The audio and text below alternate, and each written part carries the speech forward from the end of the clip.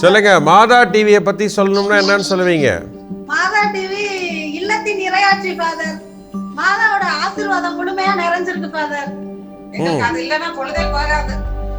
அப்படிங்களா? 5:30 மணில இருந்து ராத்திரி வரைக்கும் அதான். என்னென்ன நிகழ்ச்சிலாம் பாப்பீங்க? காலையில மாதாவோட இது போடுவாங்க.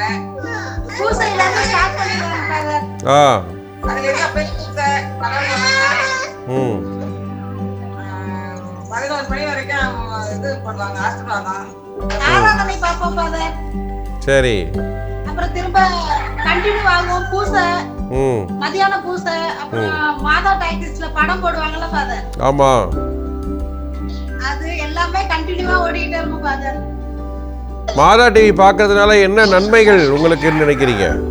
அது பெரிய ஆசீர்வாதமா நினைக்கிறோம் ஃபாதர். ஆசீர்வாதத்தோட ஊரு நம்ம வந்து நம்மளால நடந்து போக முடியாது. கோயில்ல இருந்து இதுல காட்டுறாங்க. ஊருக்கு போகாத ஒரு கரையை தீர்த்து வைக்கிறாங்க. ஆலயம் அறிவோம் நல்லா இருக்கு ஃபாதர். ஞாயிற்றுக்கிழமையில போடுற ஆலயம் அறிவோம் நல்லா இருக்கு. அதே மாதிரி காலையில கடவுள் வணக்கத்துல போடுற முதல் சாங் எல்லாமே சூப்பரா இருக்கு ஃபாதர்.